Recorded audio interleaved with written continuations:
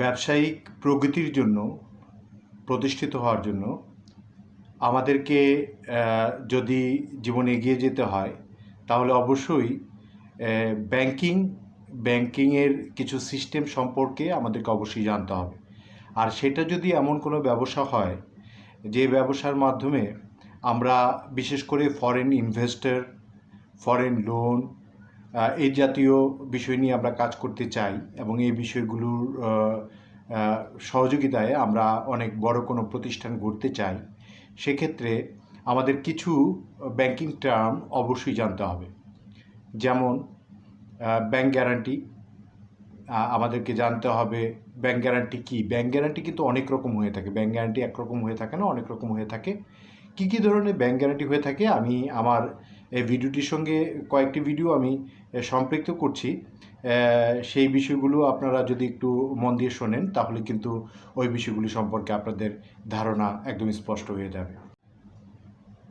Foreign loan আনবার ক্ষেত্রে মানে ফরেন লোনগুলো তো সাধারণত যে কোনো সাধারণ প্রজেক্টে দেওয়া হয় না, এগুলি বৃহৎ প্রজেক্টগুলোতে ফরেন কোম্পানিগুলো, বিশেষ করে ফাইন্যান্স কোম্পানিগুলো দিয়ে থাকে ফরেন লোনগুলো।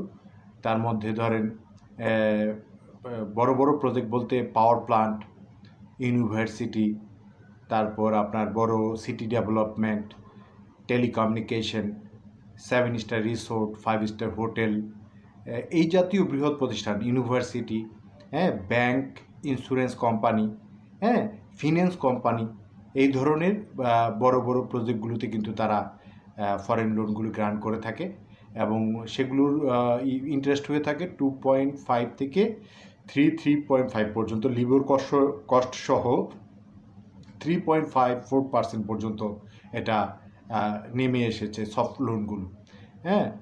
সাধারণত আমি আমার ওই যে একটা লেখনীতে সম্পূর্ণ আলোচনা করলাম যে কিভাবে ফরেন লোনগুলো পেতে হয়, এর জন্য কী কী প্রয়োজন এবং কিভাবে এটার জন্য আবেদন করার জন্য কী কী প্রয়োজন এবং কী কী ধাপগুলোকে অনুসরণ করতে হয়।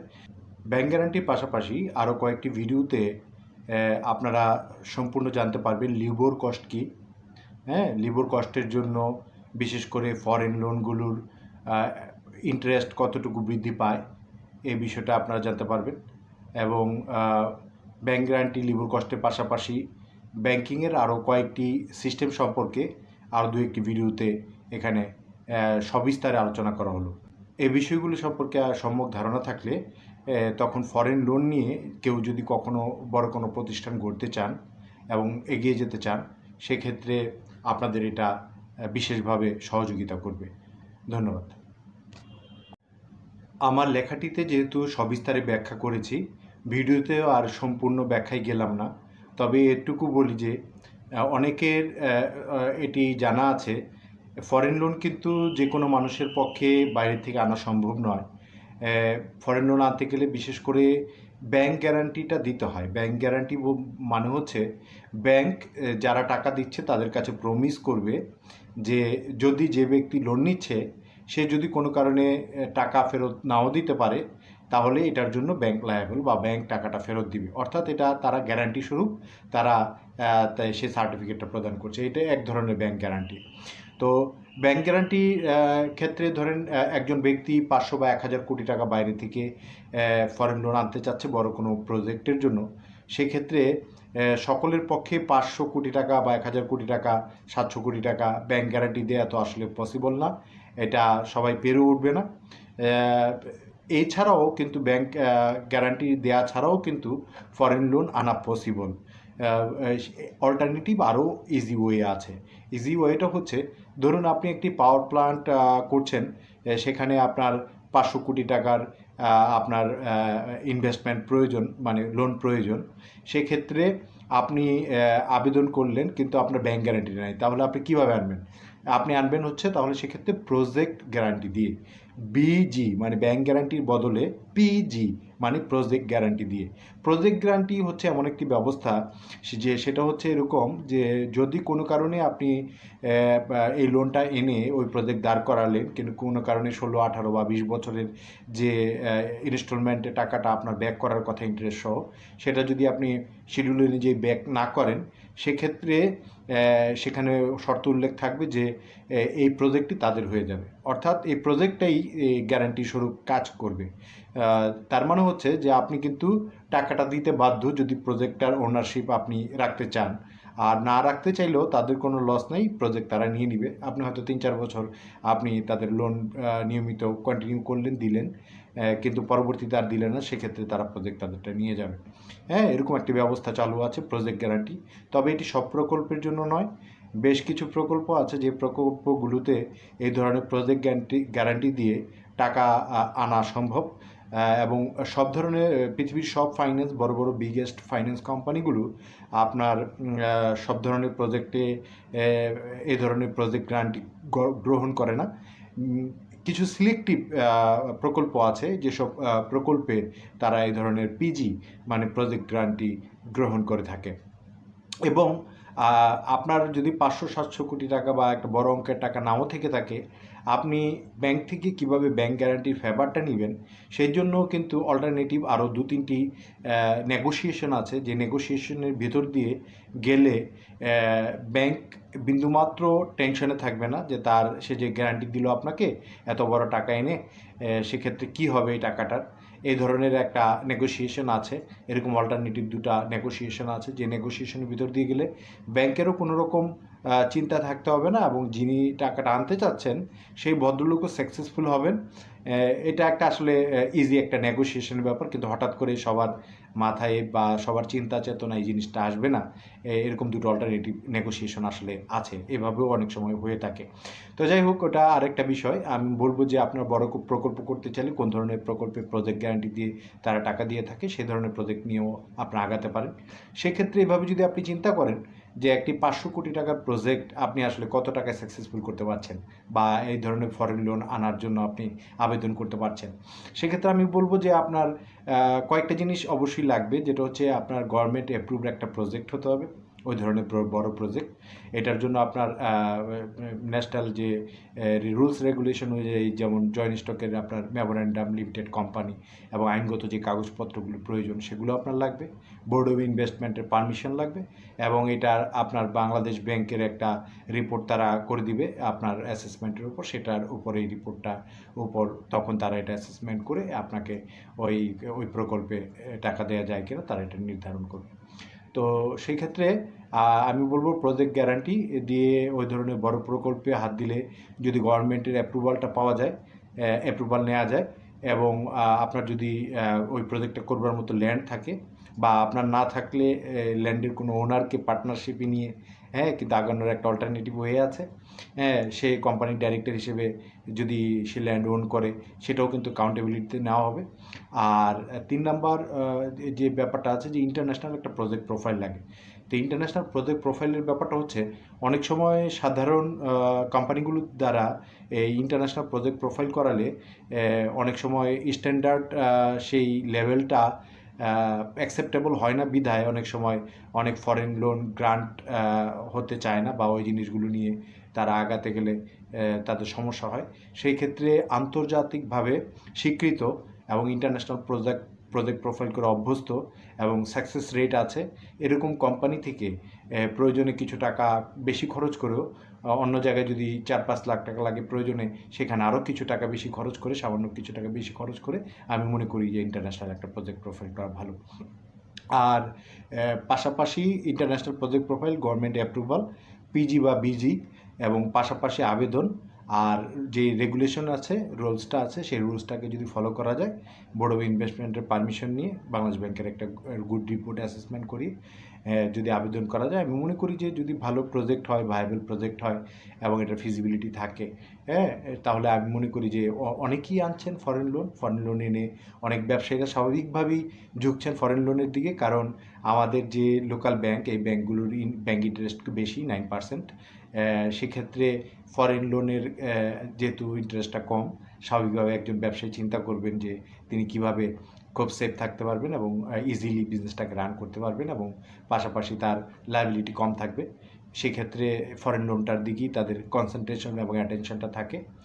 আর আমি মনে করি যে এই লোনগুলো নিয়ে একটি প্রতিষ্ঠানে এগিয়ে যাওয়ার মানে হচ্ছে পরোক্ষভাবে দেশকে এগিয়ে যাওয়া, দেশকে এগিয়ে নেওয়া। হ্যাঁ, এভাবে অনেক কর্মসংস্থান তৈরি হতে পারে।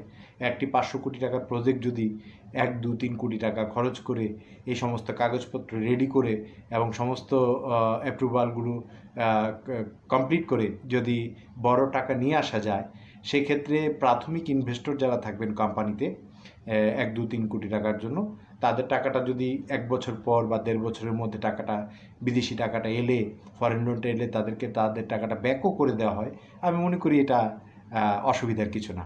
হ্যাঁ, এবং বরং এটা অনেক গুণ বেশি লাভবান হওয়ার একটা সুযোগ, একটা দরজা এবং একটা ওয়ে হচ্ছে ফরেন লোন।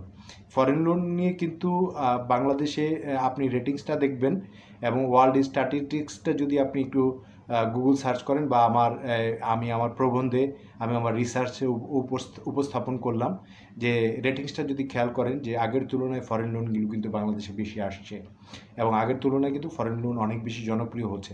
একটা সময় পর্যন্ত মানুষ ফরেন লোন বিষয়টাকে ভয় পেত, এটা নিয়ে দ্বিধান্বিত ছিল, এটা নিয়ে তারা একটা মানসিক একটা দ্বন্দ্বের ভিতরে থাকতো।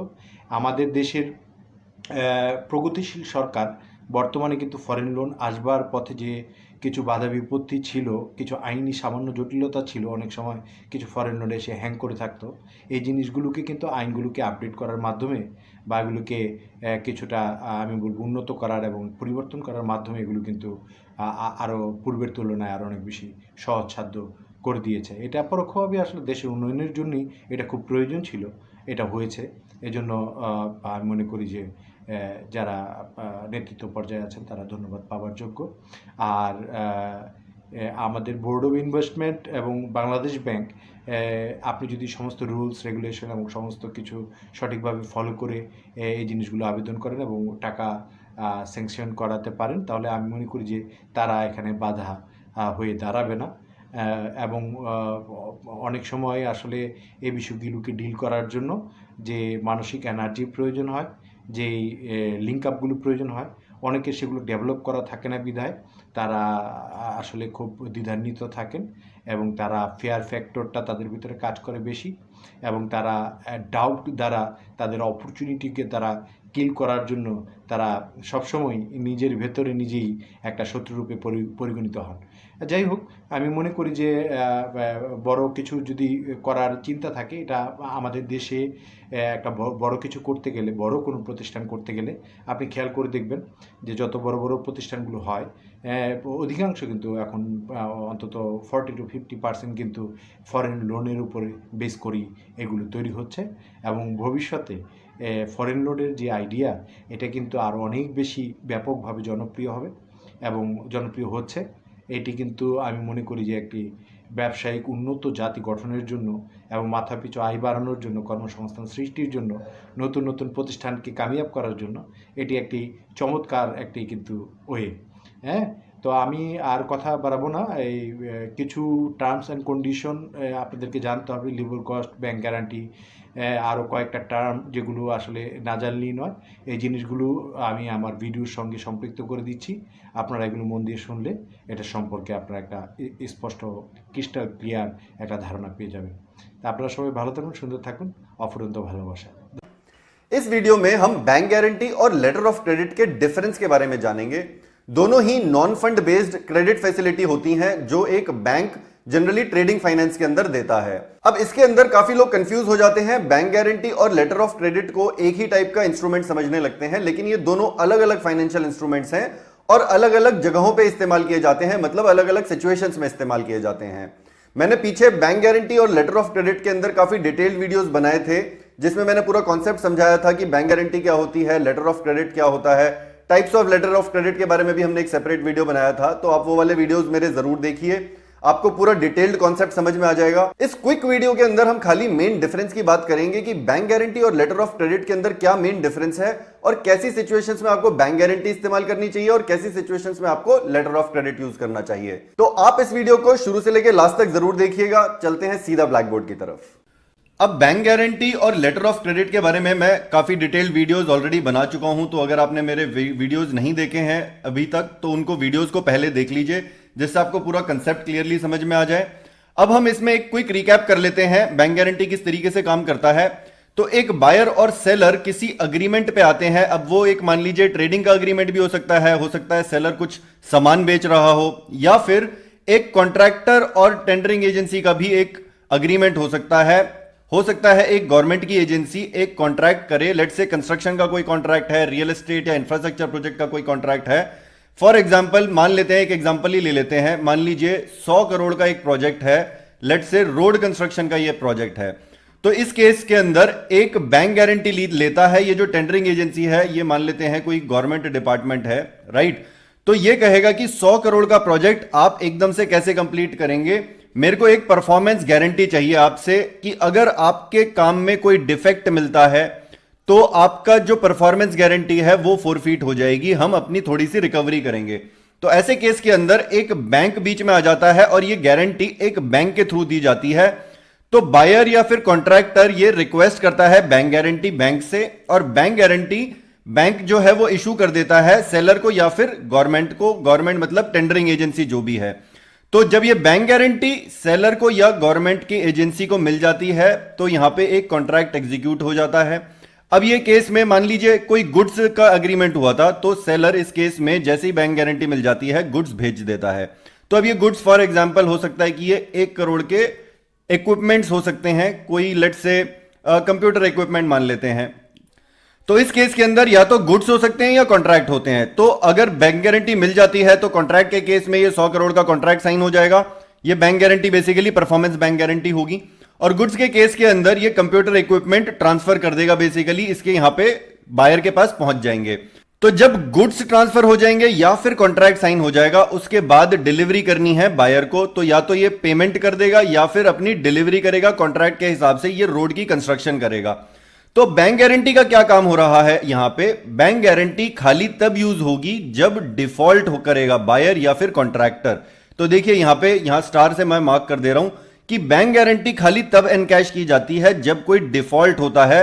अगर मान लीजिए ये बायर या कॉन्ट्रैक्टर अपनी कॉन्ट्रैक्चुअल जो भी ऑब्लिगेशंस हैं या तो पेमेंट टाइम पे नहीं करता है या फिर वो डिलीवरी टाइम पे नहीं करता है या डिलीवरी ठीक से नहीं करता है, तो ही ये बैंक गारंटी इनकैश होगी। लेकिन अब अगर हम दूसरी तरफ लेटर ऑफ क्रेडिट की बात करें तो ये जनरली इंटरनेशनल ट्रेड के अंदर होता है, जहां पे बायर और सेलर एक दूसरे को नहीं जानते हैं। तो इंपोर्टर और एक्सपोर्टर की रिलेशनशिप में ये जनरली यूज होता है। तो इसमें सेलर कहता है कि मैं आपको गुड्स तभी शिप करूंगा जब आप मेरे को एक लेटर ऑफ क्रेडिट दे देंगे। लेटर ऑफ क्रेडिट किस तरीके से काम करता है, तो यहां पे ये एक बायर जो है ये एक रिक्वेस्ट करेगा लेटर ऑफ क्रेडिट की अपने बैंक से। तो उसके जो बैंक को हम कहेंगे वो इशूइंग बैंक या ओपनिंग बैंक कहते हैं। फिर सेलर का बैंक होता है एडवाइजिंग बैंक, वो letter of credit basically advising bank के पास पहुंचता है। फिर advising bank letter of credit seller को भेज देता है। फिर लेटर ऑफ क्रेडिट के अंदर सारी डिटेल्स आ जाती हैं, सेलर का नाम आ जाता है, प्रोडक्ट का नाम आ जाता है और अमाउंट आ जाता है, कितना अमाउंट का वो लेटर ऑफ क्रेडिट है। तो फिर जब सेलर के पास लेटर ऑफ क्रेडिट आ जाता है तो वो एक तरीके से कैश इक्विवेलेंट ही हो जाता है। तो सेलर को ये पता चल जाता है कि बायर बहुत सीरियस है। उसके बाद वो गुड्स को शिप कर देता है। जैसे ही गुड्स शिप होते हैं तो इसके पास बिल ऑफ लेडिंग आ जाता है। Bill of lading basically main document होता है शिपमेंट का, और ये जो बिल ऑफ लेडिंग है ये एडवाइजिंग बैंक के पास भेज देता है बिल ऑफ लेडिंग को, और फिर एडवाइजिंग बैंक इसकी पेमेंट कर देता है यहां पे। तो ये देखिए अब लेटर ऑफ क्रेडिट क्या कर रहा है यहां पे, लेटर ऑफ क्रेडिट एक तरीके की पेमेंट का ही काम कर रहा है, राइट। तो ये बेसिकली कैश इक्विवेलेंट है, ये यहां पे कोई डिफॉल्ट नहीं हो रहा है। तो एलसी से एक तरीके से ट्रांजैक्शन होती है और ये एक तरीके की श्योरिटी हो जाती है सेलर को कि मेरी पेमेंट अब 100% मिलेगी मुझको। लेकिन बैंक गारंटी खाली डिफॉल्ट के केस में काम करती है और ये एक तरीके का इंश्योरेंस है। ये बेसिकली ट्रांजैक्शन नहीं हो रही है बैंक गारंटी के थ्रू, लेकिन जब कोई डिफॉल्ट होता है तो ही खाली बैंक गारंटी को इनकैश किया जाता है। लेकिन लेटर ऑफ क्रेडिट के केस में ये एक कैश के बराबर माना जाता है और इससे श्योरिटी मिल जाती है सेलर को कि अब मेरे पैसे मिल जाएंगे मुझे 100%। तो इशूइंग बैंक और एडवाइजिंग बैंक क्योंकि इसके बीच में आ जाते हैं और एडवाइजिंग बैंक अपना क्रेडिट रिस्क पे इसकी पेमेंट कर देता है और बाद में ये अपनी पेमेंट रिकवर करता है इशूइंग बैंक से, और इशूइंग बैंक अपनी रिकवर करता है पेमेंट बायर से। तो ये पूरा प्रोसेस काफी डिटेल्ड होता है, इसको मैंने काफी सिंप्लीफाइड ढंग से यहाँ पे समझाया है। आप अगर थोड़ा सा डिटेल में जानना चाहते हैं तो आप मेरा ये लेटर ऑफ क्रेडिट वाला वीडियो जरूर देखिए। तो अब अगर हमें समराइज करना हो कि बैंक गारंटी और लेटर ऑफ क्रेडिट के अंदर क्या डिफरेंसेस हैं और क्या सिमिलैरिटीज हैं, तो बैंक गारंटी बेसिकली एक प्रॉमिस है बैंक का कि अगर लायबिलिटीज अपना बायर या कॉन्ट्रैक्टर नहीं मीट करता है, वो डिफॉल्ट करता है, तो डिफॉल्ट के केस में बैंक गारंटी बैंक भरेगा। तो जितनी भी पेमेंट होगी उस बैंक गारंटी के अमाउंट के हिसाब से वो सेलर को बैंक देगा। लेकिन लेटर ऑफ क्रेडिट के अंदर ये एक ऑब्लिगेशन है, बैंक को जितना लेटर ऑफ क्रेडिट के अंदर अमाउंट लिखा गया है वो देना ही देना है। तो इससे बेसिकली ट्रांजैक्शन काफी आसान हो जाती है लेटर ऑफ क्रेडिट से।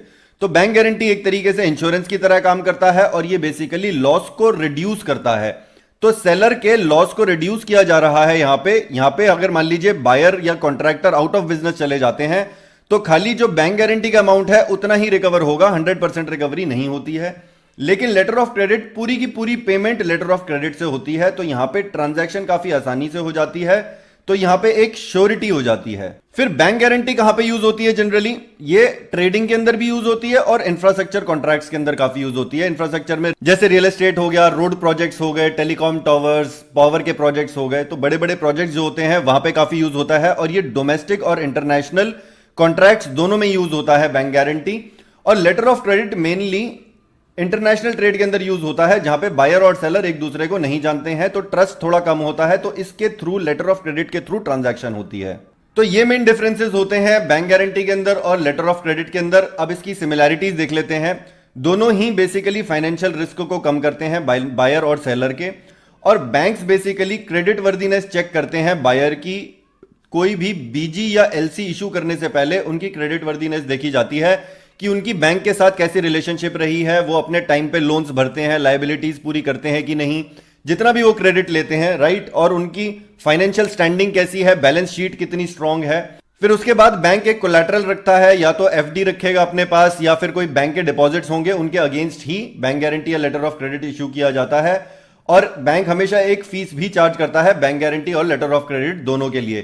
तो दोनों के दोनों non fund based credit facilities हैं, लेकिन दोनों का काम एकदम अलग है। बैंक गारंटी बेसिकली खाली डिफॉल्ट के केस में एनकैश की जाती है, लेकिन letter of credit basically transaction को आसान बनाता है और ये एक तरीके का कैश इक्विवेलेंट है।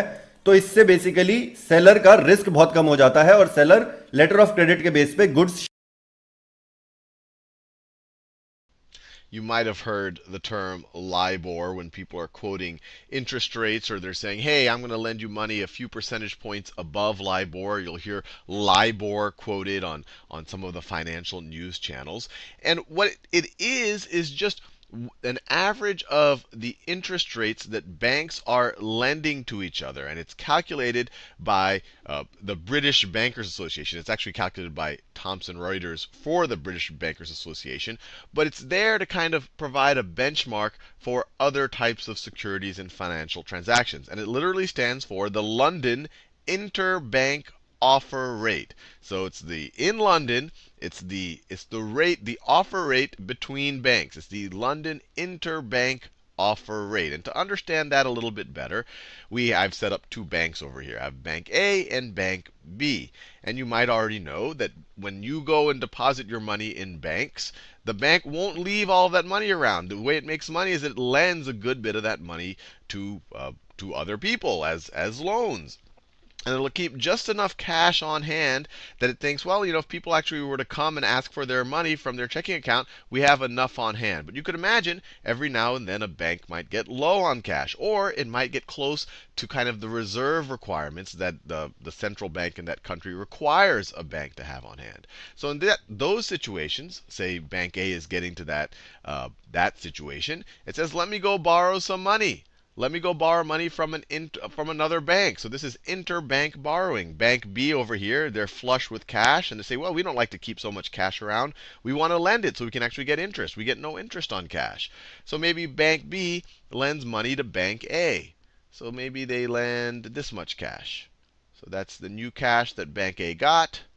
Right over there, the new cash. And of course, it is a loan. So this is a new loan to offset it. Remember, assets are equal to liabilities plus equity. So now the liabilities is this whole thing over here. So this is loan from B for this cash, so that they have a little bit better of a cushion. And now B, their loans have increased and their cash has decreased. So this is a loan to A right now. They took this cash and they gave it to Bank A. And that rate that they lent it at, maybe it was at 1%. Maybe it's a 1% annual rate. And of course, this will be renewed every day, so it's an overnight rate. This rate is an interbank rate. So what they do it's on behalf of the British Bankers Association, is they go survey a bunch of banks in London, 8, 12, 16 banks in London, and say, hey, what was the rate at which y'all transacted? And then they will quote that, and they'll quote that as the overnight LIBOR. So they'll quote it at, say, hey, maybe it was 1.2% across all of the banks that we surveyed. And what's interesting about the LIBOR is it's done in 10 currencies. It's not just in the sterling or the dollar or the yen. It's in 10 currencies. And that's what really differentiates it, well, amongst other things, but what really differentiates it from the effective federal funds rate, which is another interbank borrowing rate, but that's in the United States. And that's more revolving around policy concerns because the federal bank actually tries to change it. So an Australian friend of mine called me recently and said, hey, Andrew, I'm going to be in Singapore. I know you bank in Singapore, and can you help me open my offshore bank account? I'm going to be there. So I gave him some advice, told him what to do, told him where to go. He called me afterwards and said, hey, Andrew, they wouldn't open my account. I'm going to tell you what he did wrong, and I'm going to tell you specifically how to open an offshore bank account in almost any situation in this video.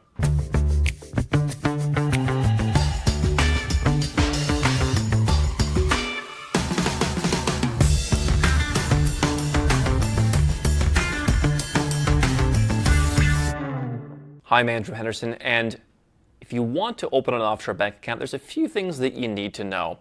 My friend who was visiting Singapore ran into a few issues that could have easily been avoided. What you have to understand about offshore banking is that there are several different types of offshore bank accounts and that there are several different ways to go about opening them. But the first thing to understand is banking offshore is really not that much different than banking onshore. Throw in the word offshore and people imagine some great level of mysticism, like there's some incredibly complicated structure that has to be followed, kind of like photography becoming wedding photography and tripling in price. The reality for most people is that you can walk into a bank and open an account, you can download an app and open an account, or you can open an account what's called remotely through correspondence. Let's talk about going into a bank and opening an account. In a lot of countries that are just real countries, they have real economies, you can simply walk into a bank. I made a video here on YouTube about opening a bank account in Georgia. You don't need an appointment. You don't need an introduction. You can just go to the bank and you can walk in and say, hey, I'd like to open an account. You have your passport, you have your address, and they will help you open an account. Now, obviously, some physical banks require you to have an appointment. If you're going to open a private banking account or a priority banking account, you may well want an appointment. If you're opening an account in a traditional offshore center like the Cayman Islands, they may not take walk-ins at all. But if you're going to one of these countries that's just a regular country, Hong Kong, Georgia, any number of other places, you can call the bank and say, hey, do you accept foreigners? I don't have a residence permit, don't have a work permit, I'm not living there, but I'm going to be visiting. Let me come in and open an account. A lot of banks and a lot of countries in recent years have cracked down on this because of ever stricter know your customer rules. The banks are de-risking and they don't want to take people who are a risk, which is why countries like Singapore now want you to put $200,000 in most cases versus $1,000. For $200,000, it's worth their time to check into you. For $1,000, it's not. But once you've identified a country where you can just walk in, the best thing you have to keep in mind is you want to look professional. You want to know why you're going to open the account, and you want to have all the particulars about your situation. So the bank is going to ask you, where do you pay tax? Are you a U.S. taxpayer? What do you want the account for? What do you plan to do with the account? What's your initial deposit? Those are all standard questions that they're going to ask you. If you are like, hey, yeah, I'm coming to Singapore because I hear like you don't have any tax on your bank accounts and I can like put my money here, like they're not going to open an account. If you show up as my friend did in a ratty looking t-shirt. A lot of banks, particularly in Asia, may not open you an account. And so there's a variable when it comes to opening an offshore bank account in person where a lot of times you have to deal with the bureaucracy. Banks can be just as bad as the government, where if you happen to be unlucky and you get the person who's new and who says, oh yeah, no, we don't take people in that situation, you may just need to come back. That's why I often recommend going to the main branch of the bank. You don't want to go to some suburban branch where they have, Sally sitting in a desk and she's just used to people bringing in and depositing checks for their construction business. You want to go to the main branch where people maybe have some idea of how things work in terms of the bank's real policies. Because the reality is any bank employee can just say, yeah, we don't do that. They may be wrong, but if that's the bank employee you get, then you'll either have to come back later or just give up entirely. So understanding why you want the account, having your address, having your passport, having all the details of your situation is going to be very important. And so again, you can call the bank, you can figure out what's required, what documents they want, if they accept people in your situation, and if they want you to make an appointment, you can do that in advance. My team at Nomad Capitalist, we keep a list of like 425 different banks, and we update it on a constant basis of which banks are accepting which people, what's the deposit. That information is constantly changing. Banks are constantly saying, yeah, we're not taking US citizens anymore. Yeah, no more expats. One bank in Singapore said, we're not taking UK citizens. So no one video can cover that all, but if you follow the basics, you can just work with the banks and figure out and then use that protocol to walk in and open the account in person. That's for a personal account. If you want a business account, of course, you need the details on the business. Now, remote account opening. I made a video on that. You can check it out here as well, where I talked about how this is falling out of favor with me because of all the KYC, because of how difficult it is to do that remotely. But a lot of people have an interest, from what they've researched on the offshore industry over the years, of just filling out some forms from an offshore bank in Belize, Caymans, Cook Islands, Vanuatu, whatever. They fill out the forms. They send a notarized copy of their passport. They send some of their documentation to the bank, and the bank basically does everything that they would do in the branch, but they do it with you sitting at home on your sofa. The challenge with this is it's going to take them longer in many cases. The banks are going to have higher fees. I talk about all that in my remote account opening video. But that's certainly an option. If you don't want to go to the bank, you can open an account in some of these offshore jurisdictions, and there's going to be more paperwork, it's going to be more expensive, but you can save yourself the trip. The new thing that is attracting a lot of attention from folks are these fintech solutions, whether it's Neat in Hong Kong, whether it's LuPay, whether it's Bunk. There are a lot of these, Revolut, a lot of these new kind of app-based banks. I think these are very interesting. The challenge that I have with these app-based banks, as easy as they seem, is that, number one, in some cases they're only open to certain people. So certain apps are only open to EU citizens or residents. So that excludes a lot of people. And if you're trying to be tax optimized, being an EU resident may not be the best thing to be. So that excludes some of them. But I also have a problem with these apps is that, besides some of the stability concerns people have brought up, I'm not necessarily sure I believe all of that, but these accounts have closed people down. I look at these accounts as being rather similar to online bank accounts that you'd have in like the United States. I had an account with Ally Bank once in the United States, and I'd been logging in from overseas a lot because I was living overseas. And eventually they sent me an email saying, we're closing your account and we're sending you a check for the balance. And I had about $250,000 in the account, and they sent it to some old address. They said, well, we couldn't verify the address that you gave us most recently, so we just sent it to the previous address, which was a house that at that point I'd sold like 2 years earlier. And so I had to frantically call the people who bought the house from me. I had to call the real estate agent. I had him call and like track this thing down and put a stop payment on it, and they weren't really very helpful because they don't understand, like, you're in Romania or what? So it was a real stressful thing. Now, that's not a fintech account, that's just an online bank account, but these new app-based accounts, to me, are just not as robust. I understand that a lot of people like them. They are easy to use. You can send them money. The fees are lower. For me, opening an offshore bank account isn't saving a few bucks on fees. I have an ATM card that lets me withdraw anywhere fee-free, and I pay spot rate on withdrawals. but that's not really my main purpose. And so if you're looking for kind of a basic offshore bank account, you want to park some money, these new app-based solutions can work for you. And it's just a matter of going and downloading the app, scanning a copy of your passport in many cases. In one case, I think we tested out Bunk, and you have to do like a live chat with them, and you've got to show the passport in front of your face, and the woman shouted at me, and it was just very difficult. So for me, I like the traditional banks where you just go in, you open an account.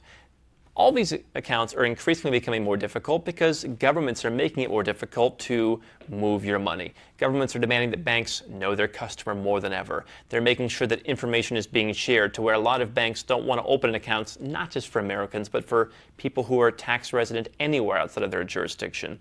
But hopefully that gives you kind of an introductory primer to what you need to do if you're going in person and what you need to do if you're doing it through correspondence. And we have a lot more videos on offshore banking here on our channel, so if you're new to this idea and you want to figure out more specific solutions, definitely check those out as well. I'm Andrew Henderson, and if you're looking for a way to legally reduce your taxes, build your freedom, and create wealth faster as a global citizen, then you've come to the right place. I want you to do 3 things right now. Number 1, click the buttons to subscribe to our channel. Make sure to get notifications so you never miss a new video. Number 2, get a copy of our #1 best-selling book, Nomad Capitalist, on Amazon, and learn all the dozens of benefits of our lifestyle. And number 3, if you're already a 6- or 7-figure entrepreneur and you want to put these strategies in place,